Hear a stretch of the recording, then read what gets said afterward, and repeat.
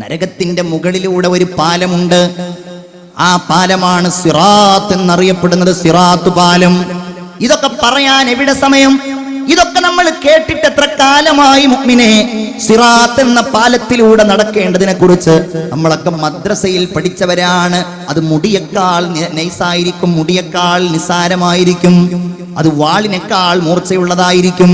അതിന് മുകളിലൂടെ ചില ആളുകൾ കാറ്റെറിയുന്ന വേഗത്തിൽ പോകും, ചില ആളുകൾ മിന്നെറിയുന്നത് പോലെ പോകും, ചില ആളുകൾ കുതിരയുടെ മുകളിൽ പോകുന്നത് പോലെ പോകും. റസൂലുള്ളാഹി സ്വല്ലല്ലാഹു അലൈഹി വസല്ലമ തങ്ങൾ പറയുകയാണ്,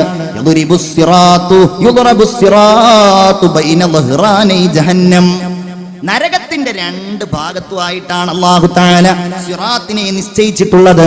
അവിടുന്ന് പറഞ്ഞു, ഫഅന അകൂനു അവ്വല മൻ യുജീസു ബിഉമ്മതിഹി മിനർ റുസുൽ. മറ്റുള്ള നബിമാരിൽ നിന്ന്, പ്രവാചകന്മാരിൽ നിന്ന് എന്റെ സമുദായവുമായിട്ട് ഞാനായിരിക്കും ആദ്യമായി ഈ മഹ്ശറിൽ നിന്ന് ഈ സിറാത്ത് പാലം വിട്ടുകടക്കുക എന്ന് ഹബീബായ മുഹമ്മദ് മുസ്തഫ സല്ലല്ലാഹു അലൈഹി വസല്ലം.